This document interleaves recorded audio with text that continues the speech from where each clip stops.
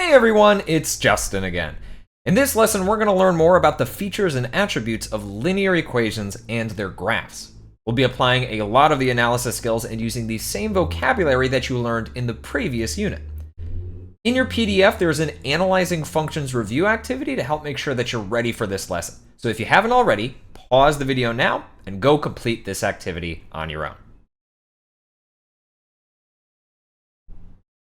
Like you did with functions in general, we'll be looking at the graphs of linear equations, or linear functions, and examining the intervals over which they're increasing or decreasing, their x and y intercepts, and their domain and range. When we talk about these attributes for functions as a whole, they can be all over the place. Let's take intercepts, for example. Some functions might have 1 x-intercept, or 2, or 3, or more. But when we talk about linear equations specifically, that means we are only looking at one small group of equations that share some special characteristics. Namely, they're all just one single straight line. No curves or waves here. So how will this affect their attributes?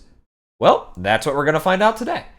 One thing to note is that you'll hear me using the terms linear function, linear equation, and linear graph throughout this video. In this case, they all mean the same thing, so I'm going to be using them interchangeably. Let's talk about increasing and decreasing intervals first. Look at this linear graph. Where is it increasing? It's increasing everywhere. What about this one? Where is this line increasing? Oh, it's also increasing everywhere. Interesting. Why do you think these linear graphs don't switch between increasing and decreasing ever? Since they make straight lines, linear graphs will always keep going in the same direction forever and ever and ever. There is nowhere for them to turn around and change between increasing and decreasing. I guess that makes sense. So does that mean that all linear graphs will always be increasing? Well, can you imagine a linear graph that decreases? By making it go down to the right like this or this, we get lines that are constantly decreasing. Looking at these lines and thinking about whether they're increasing or decreasing reminds me of another way that we've learned to describe lines, using their slope. Take another look at the 4 linear graphs we've used so far. Pause the video here and find the slope of each line.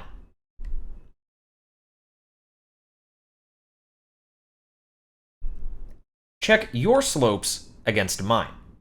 You should have gotten +2, +1/3, -1, and -2/3. Do you see any relationship between each slope and whether its line is increasing or decreasing? Both increasing lines have positive slopes, while both decreasing lines have negative slopes. This is not a coincidence. In fact, a positive slope causes a line to increase, and a negative slope causes a line to decrease. Okay, so what can we conclude about the behavior of the graphs of linear equations? Since they're just straight lines, they will always either be increasing or decreasing over the whole domain. It is not possible to have a linear graph that has both increasing and decreasing intervals. And how can we tell if a line will always be increasing or always be decreasing? It depends on the slope.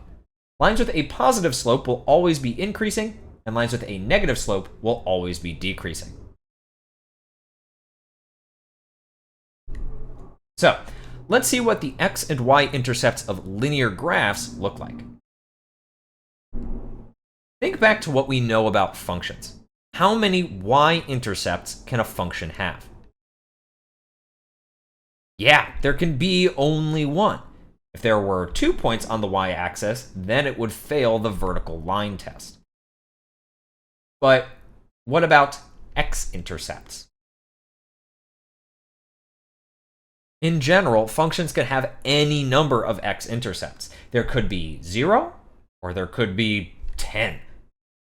What will this mean for the intercepts of linear functions specifically? If we look at the 4 lines that we've been working with so far, how many x-intercepts do each of them have? Each of them only has one x-intercept. Does that mean that all linear graphs only have one x-intercept? Once a straight line crosses the x-axis once, it can't go back without turning. And it can't turn since it's a straight line. So linear graphs will have exactly one x-intercept and exactly one y-intercept. Let's take a look at one more attribute of the graphs of linear equations, their domain and range. Let's start again with our 4 lines here. What is the domain and range of each of these lines? I'll give you a hint. They're all the same. These arrows tell us that each of these lines continues infinitely in both directions. For this line specifically, this arrow tells us that it continues moving down and to the left forever, and this arrow tells us it moves up and to the right forever. That means that the x values, or domain, go all the way left to negative infinity and all the way right to positive infinity. And the y values, or range, go all the way down to negative infinity and all the way up to positive infinity. Another way that we could say that is that for a regular, unbending straight line, the domain and range are both made up of all real numbers, which we can represent with this fancy R symbol. But, yeah, there's a but here. Sometimes we may need to restrict the domain of a linear equation, which means that it won't continue forever. Instead, we'll give it an endpoint, or even 2.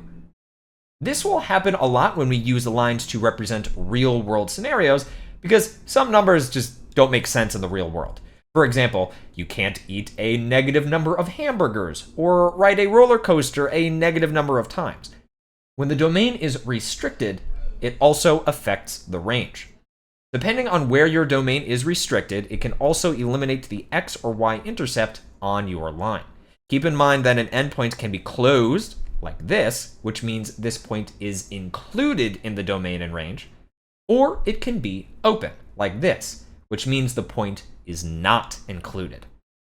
Let's bring all of this information together to do an example problem. Our example problem says to analyze the graph of the linear equation below to fill in all of the information. Then we have 5 parts here that ask about whether the line is increasing or decreasing, its intercepts, and its domain and range. We have a lot of jobs to do here, but let's start with just one of them. Is this line increasing or is it decreasing? Well, we can check whether the slope is positive or negative. The slope of this line is positive 2 over 3. And since the slope is positive, this line is increasing. Okay, how about the intercepts? What is the x-intercept of this line? This line intersects the x-axis right here. So what's the x-intercept?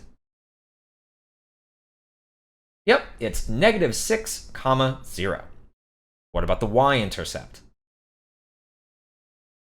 This line crosses the y-axis here at 0, 4, so that's our y-intercept. Remember, we could also write these intercepts as negative 6 and 4, too. Lastly, we need to find the domain and range and give them in both interval notation and inequality notation. Let's start with the domain, which is the set of inputs, or x values, of this function. Which x values are included in this function? We have an arrow on the left side of the line, so this line keeps going and going forever to the left. On the right side, we have an endpoint, so the x values don't go beyond this. That makes our domain cover this whole area. Plus, it keeps going to the left forever and ever and ever. Let's write our interval notation. What is the lowest possible x value? Well, it keeps going to negative infinity, but since that's a concept, not a number, we can't include negative infinity in the domain. So it gets a parenthesis, not a bracket. What is the highest possible x value? It goes to the right to positive 6, but since the endpoint is open, it's not included in the domain. So 6 also gets a parenthesis. And that's our interval notation. Pause the video here and translate this into inequality notation on your own.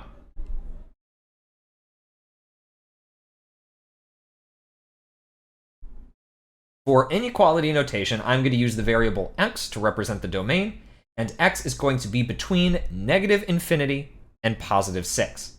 Since they're not included, we'll use just less than signs with no or equal to notation. Lastly, we're going to need to do the same thing for our range. Pause the video here and try this one on your own.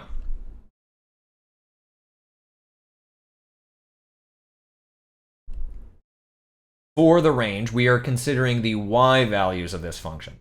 Again, this arrow here tells us that our function will keep going down, down, down, all the way to negative infinity.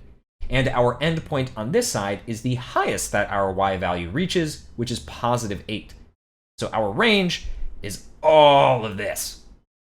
Neither negative infinity nor positive 8 are actually included in the range, though, so for the interval notation, that will be parentheses, negative infinity, comma, positive 8, parenthesis. For the inequality notation, that looks like negative infinity is less than y is less than 8. If we put all that together, we have a fully analyzed linear function. Let's summarize what we've discovered about the attributes of linear graphs. We know that an unrestricted linear graph will always be either increasing or decreasing over the whole domain based on whether its slope is positive or negative. It will also have exactly one x-intercept and one y-intercept. Finally, it'll have a domain and range of all real numbers. Of course, if we restrict the domain, that can change things a little bit, as we saw in our example problem. Once you make sure that your analyzing functions review activity and your guided notes are fully complete, you'll move on to the practice game. Good luck with that, and I'll see you next time.